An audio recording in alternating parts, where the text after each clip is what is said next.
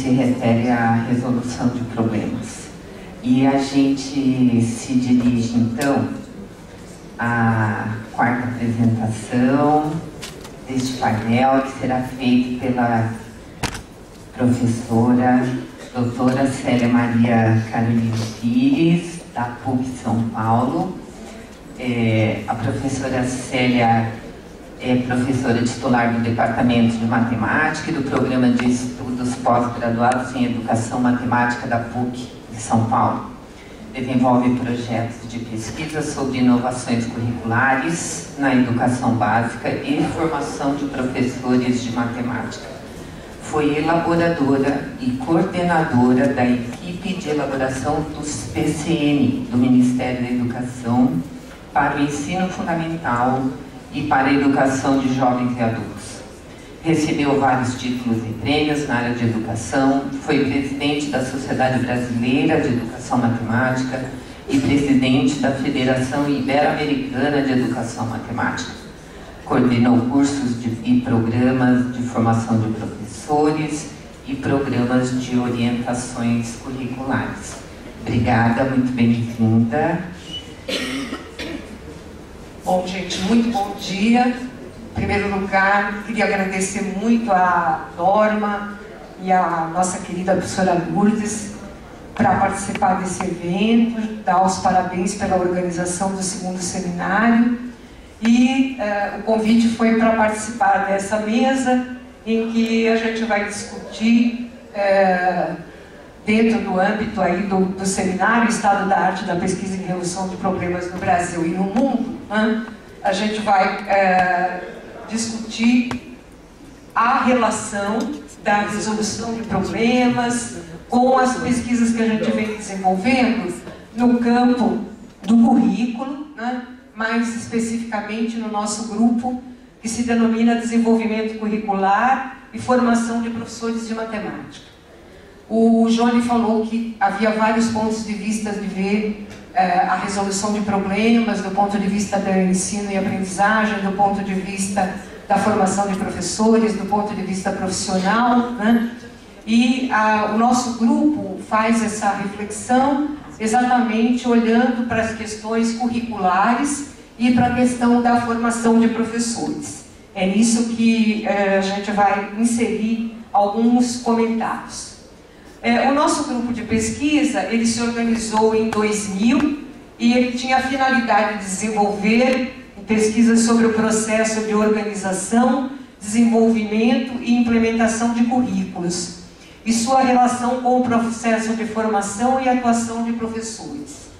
Durante a fala do Marcelo e acho que na fala da própria Celi, sempre a gente tem essa questão do currículo como algo que engessa a nossa prática, algo muito tradicional, algo muito formal, e nós não temos avançado suficientemente, como o pessoal da educação tem feito, na perspectiva do currículo como uma praxis e na identificação das várias etapas de desenvolvimento curricular. A gente pensa sempre no currículo ainda como um programa a ser cumprido, quase que imexível, como diria um filósofo desse país de alguns tempos. E a ideia no grupo é trabalhar com o currículo nessa perspectiva mesmo dinâmica colocada pelo Sacristã, em que eu tenho um conjunto de estabelecimentos aí prescritos, mas que vão se transformando e se modificando na medida em que eles vão chegando ao projeto pedagógico da escola, ao plano moldado pelo professor, ao plano que ele executa na sala de aula, aquilo que os alunos aprendem, aquilo que ele avalia. Então, o currículo visto numa perspectiva dinâmica. Nesse sentido, no grupo, a gente tem buscado olhar para os currículos de matemática da educação básica e em alguns trabalhos também na educação superior, tentando contribuir para a construção de conhecimentos numa área que ainda é pouco explorada na educação matemática, que é exatamente a questão da organização e do desenvolvimento curricular. Ele aparece, evidentemente, em outros trabalhos, sempre tem uma interferência do currículo em trabalhos das mais variadas linhas de pesquisa, mas, de qualquer maneira, ainda é uma área que a gente não encontra tantos trabalhos focados para essa discussão. No grupo de 2000 a 2007, então, nós desenvolvemos um conjunto de pesquisas que tinham por objetivo olhar para as inovações curriculares nos ensinos fundamental e médio, especialmente a partir de propostas oficiais e vendo como é que elas se desenvolviam até a escola, como elas eram vistas por professores, como elas influenciavam a produção de livros didáticos e, ao mesmo tempo, o foco na formação de professores, mas um foco na formação de professores vista sob o ponto de vista do currículo de formação de professores e da interação com o professor na formação inicial com os currículos prescritos. Com esse conjunto de trabalhos, né, de mestrados e doutorados, a gente teve aí um panorama bastante amplo e interessante, especialmente de currículos prescritos. Mas permanecia aquela dúvida, qual é o currículo que efetivamente se efetua na prática cotidiana das escolas. Então, de 2007 até o momento, a gente tem focado o trabalho dos estudantes desse grupo em dois projetos que eu estou trazendo aqui. Um dele é a construção de trajetórias hipotéticas de aprendizagem e implementação de inovações curriculares no ensino médio, e outro, pesquisas comparativas sobre organização e desenvolvimento curricular na área de educação matemática em países da América Latina. No primeiro, a gente tem 6 doutorandos, 15 mestrandos, e no segundo, 5 doutorandos. Sobre o primeiro projeto, né, a ideia, ela surgiu a partir da leitura de um texto do Martin Simon, de 1995, em que ele punha a expressão trajetórias hipotéticas de aprendizagem e trabalha de uma forma bem interessante com a perspectiva do currículo em ação, né? E ele vai trabalhar com as trajetórias hipotéticas de aprendizagem, como a gente pode ver nesse gráfico, pensando num ciclo muito simples, mas importante, mostrando para a gente que o currículo efetivamente realizado em sala de aula, por mais que a gente tenha prescrições, documentos, materiais de currículo apresentados, livros didáticos, efetivamente ele vai ser desenvolvido a partir do conhecimento do professor. E o professor vai organizar uma trajetória hipotética de aprendizagem, levando em conta os objetivos que ele tem para a aprendizagem dos alunos, as hipóteses que ele formula sobre o processo de aprendizagem dos alunos, e nesse quesito aí das hipóteses que a gente pode formular, evidentemente tem todo o peso da investigação em educação matemática, quer dizer, o que a gente sabe hoje sobre a aprendizagem dos meninos em relação à álgebra, em relação à geometria, e com isso ele elabora o seu plano de atividades, né?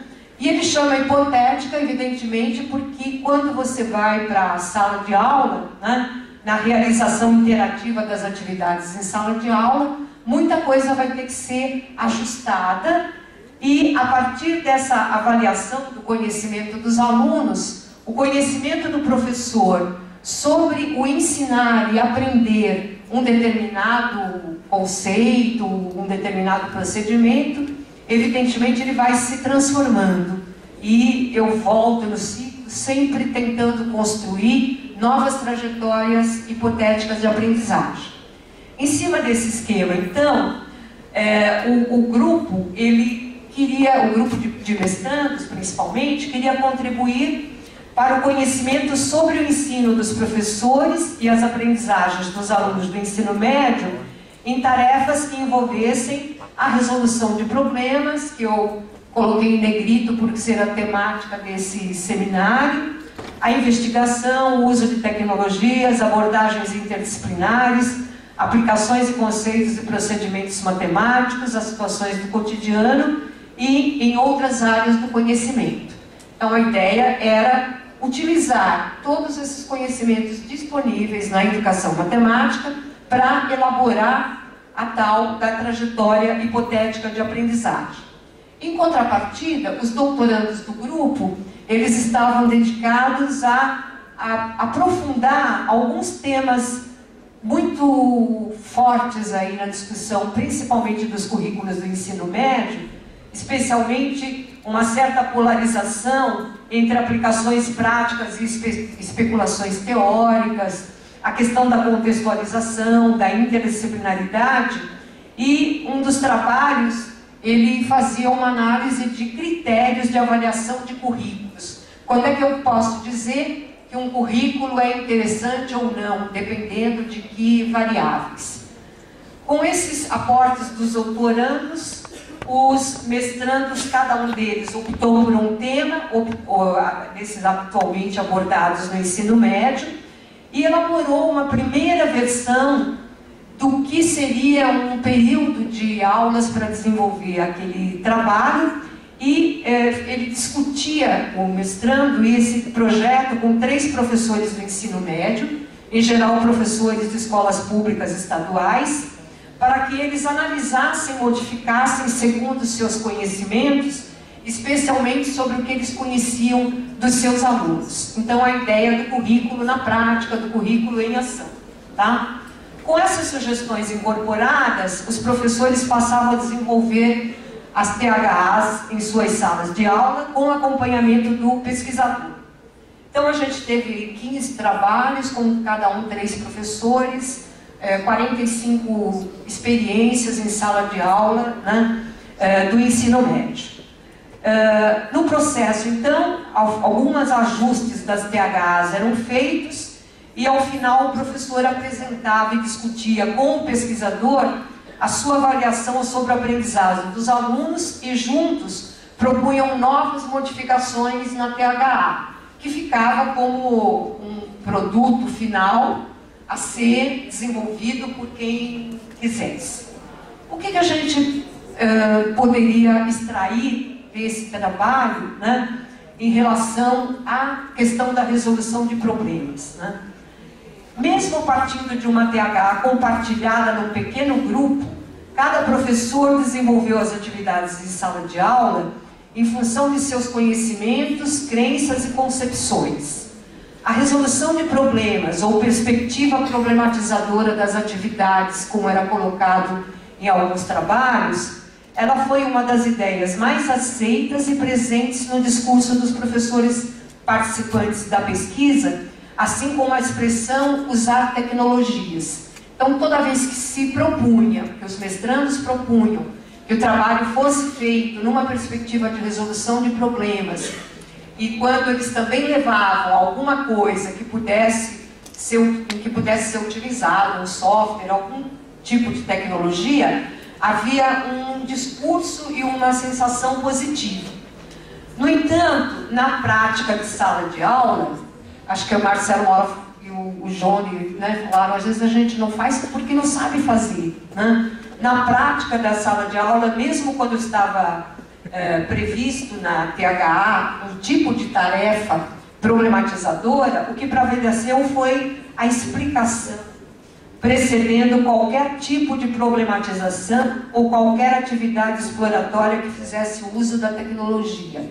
Ainda é muito forte aquela ideia de que o aluno não vai ser capaz de entender o problema, pensar sobre o problema, levantar uma hipótese, testar, errar. Deixa primeiro eu dar uma explicaçãozinha, né? E aquela explicaçãozinha, na maior parte das vezes, ela já coloca a tarefa que estava prevista em xeque e às vezes desvirtua completamente, né? As justificativas apresentadas foram as de que os alunos não seriam capazes de resolver ou encaminhar algum tipo de raciocínio antes de explicações detalhadas do professor, que vinham desde uma retomada de conceitos anteriores, mas principalmente, olha, em tal problema vai aparecer tal coisa, e aí a gente pode já ir por esse caminho, né? Então, embora eles tivessem atentos, interessados na hora de fazer, a coisa não corria tão bem. Outro ponto levantado pelos professores foi a dificuldade que sentem para elaborar uma situação problematizadora, que no falar deles desemboque quase que imediatamente no conceito, né? Então, a ideia de que o problema que eu tenho que encontrar não é bom pelo problema em si, mas ele é bom na medida em que ele me permite, imediatamente, sem grandes malabarismos, né? E sem nenhum risco, chegar num determinado conteúdo. E aí é claro que, na maior parte das vezes, esses problemas são bastante artificiais, bastante... uma forçação de barra para dizer que é uma situação contextualizada, tá? Isso era forte e que eles também tinham muita preocupação com essa ideia de ser do cotidiano dos alunos, ser uma aplicação, né? Eu acho que na educação matemática esse é um tema que a gente precisa começar a colocar em debate, porque o discurso que é interessante do cotidiano, da contextualização, ele está levando, às vezes, a uma prática muito estranha, que é assim: isso aqui faz parte da realidade do meu aluno, aquilo não faz. Aí eu agora pergunto, se essa realidade, né, é um círculo que eu desenho em volta do aluno, o aluno no centro, qual é o raio, né, desse... né?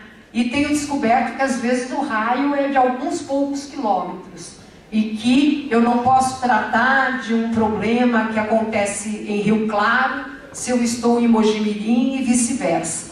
Então essa história de que é só um exemplo, né? Para não falar da maravilhosa Santos, né? Bom, então o que acontece?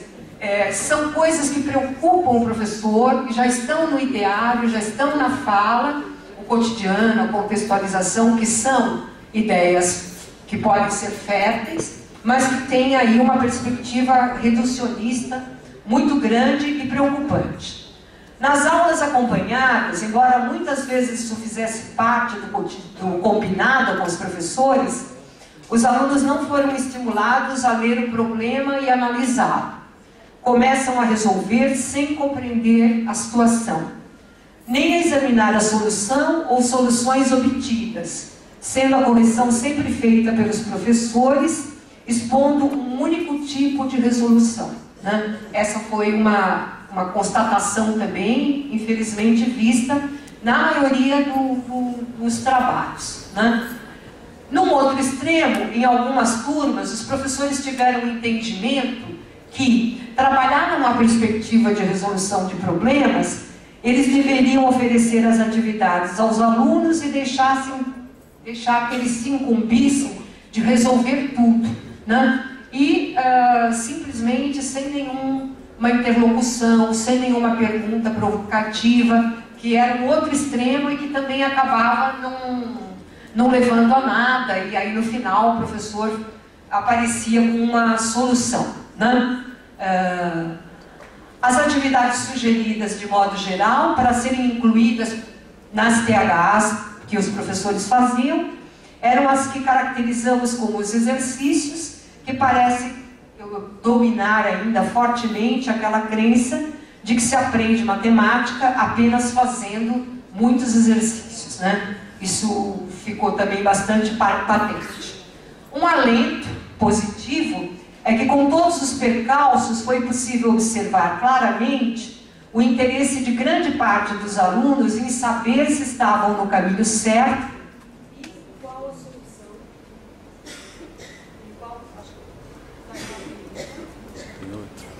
Qual a solução? Estava ali?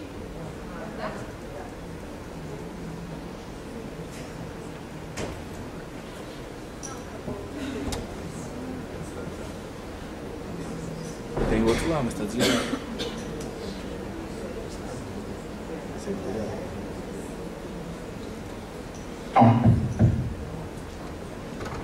Obrigada. Então, com todos esses percalços, foi possível observar claramente o interesse de grande parte dos alunos em saber se estavam no caminho certo, qual a solução de determinados problemas. Um considerável número de alunos do ensino médio ainda se sentem desafiados a buscar a solução de problemas que lhes são apresentados, embora muitos demonstrem já ter desistido por não se sentirem capazes. Acho que quando a gente faz um comparativo de trabalhos feitos com anos iniciais, as crianças elas têm uma espontaneidade muito grande para resolver problemas, e no ensino médio o estrago feito já é considerável, embora alguns ainda se sentissem animados em tentar fazer algum tipo de encaminhamento, alguma solução, tá? Bom, junto com o projeto de construção de trajetórias, que a gente está aí concluindo, né, está sendo desenvolvido um outro projeto que estabelece algumas comparações de currículos prescritos e praticados em países da América Latina. Numa primeira fase, a gente está envolvendo Brasil, Argentina, Chile, Paraguai e Uruguai, com 5 trabalhos de doutorado, que pretendem responder a perguntas do tipo: que matemática está sendo proposta para ser ensinada a crianças e jovens de países latino-americanos neste início de milênio, que pressupostos norteiam os documentos curriculares nesses países latino-americanos, como se dá o processo de implementação curricular e que currículos estão de fato sendo realizados na sala de aula. Esse é um processo ainda em andamento, né? E o que eu trouxe foi apenas um recorte, né, das primeiras conclusões, e que partem, por exemplo, da análise de documentos curriculares. No Brasil, a gente sabe que nos documentos produzidos na década de 90, nos parâmetros curriculares nacionais, a resolução de problemas aparece como um dos itens metodológicos orientados, com indicações que estão colocadas aí nesse slide, de a situação de problema ser o ponto de partida da atividade matemática e não a definição, a diferença entre problemas e exercícios, como é que um conceito pode ser construído a partir de aproximações sucessivas, né, para resolver um determinado problema, e que o problema não seria uma atividade a ser desenvolvida em paralelo ou como aplicação da aprendizagem, mas uma orientação para ela, pois proporciona um contexto em que se podem aprender com conceitos, procedimentos e atitudes matemáticas. Isso é um extrato dos parâmetros de 1998, lá das páginas 40 e 41. Se a gente vai olhar para documentos da Argentina, por exemplo, nós vamos encontrar a mesma ênfase à resolução de problemas, né? Destacando que a habilidade de formular problemas e resolvê-los com uma variedade de estratégias, tendo em conta que a matemática é uma habilidade humana a que todos podem aceder, e trazendo toda essa potência da matemática para modelizar problemas de outras disciplinas a partir de sua estruturação lógica e de sua linguagem, estão nos contenidos básicos de matemática para a educação geral, né, básica da Argentina. E a gente vai olhando não só no documento maior, mas em várias outras situações, né, explicitações claras quanto à importância da resolução de problemas, né, como uma ferramenta matemática necessária para que os alunos possam avançar na construção de conceitos matemáticos, né. Outro extrato mostra que é importante destacar os processos que a criança deve seguir para a resolução de problemas, sugeridas por Jorge Collier. Então, o Collier ainda continua aparecendo nos documentos como uma referência de origem, né? E aí a gente vê também em outros países. A última citação aqui é de um documento do Paraguai. Aliás, todos esses aqui já são do Paraguai, né? Um grande destaque para a resolução de problemas como um eixo curricular importante, né? Entrevistando professores, porque o objetivo do grupo não é só olhar os documentos oficiais, mas é principalmente ver como é que esses documentos oficiais, chamados currículos prescritos, eles se mostram nos livros didáticos, que a gente chama de currículo apresentado, e depois como é que ele acontece de fato na sala de aula. E aí, como é um estudo comparativo, os mesmos atores do currículo que a gente está entrevistando no Brasil, a gente está entrevistando em cada um desses países, né? E chegando a professores da educação básica, né? E os professores entrevistados aqui, 2 professores da Argentina, né? Do seu jeito, foram se pronunciando sobre a resolução de problemas. As prescrições sugerem que os meninos, eles mesmos, tratem de chegar, de extrair o conceito, a forma ou o método para resolver uma situação. Antes era, como mais eu explicava, dava as condições, se punham a trabalhar. Agora a proposta é diferente. Se coloca uma situação, você encontra a dificuldade e a partir de então vai ver como resolver, sempre com um professor acompanhando. Então, a ideia de como trabalhar na resolução de problemas, tanto no Brasil, no Paraguai, na Argentina, no Uruguai a gente ainda não fez a pesquisa de campo, né? A gente vai percebendo que ela está na fala e começa a entrar na prática dos professores. Agora, evidentemente, eles evidenciam também as suas dificuldades. Se passa que as crianças não estavam acostumadas a isso. É muito difícil para eles sacar a solução de um problema. Mas eu creio que é como uma questão de prática. Na medida em que todos façamos esse caminho, vai resultar. Os alunos resistem porque quando não estão acostumados, mas, enfim, é possível trabalhar, né? Nas diversas investigações realizadas por nosso grupo, acho que é possível identificar que a perspectiva da resolução de problemas como um eixo orientador nos currículos de matemática, ela é uma marca importante nos currículos prescritos e também nas práticas discursivas dos professores, o que pode ser contabilizado como um grande avanço. No entanto, as investigações também indicam dificuldades de sua incorporação na prática, pelo fato de que a resolução de problemas pressupõe uma mudança de paradigma, constituída basicamente por 3 facetas. Uma delas, a maneira de conceber a matemática e o seu ensino. A gente é fruto de uma geração que entendia que ensinar matemática era, né, dar as definições, dar os procedimentos e obter os resultados exatos, sem qualquer outro tipo de estorvo, né? As concepções e crenças de professores sobre ensinar de matemática também influenciam fortemente a incorporação dessas ideias.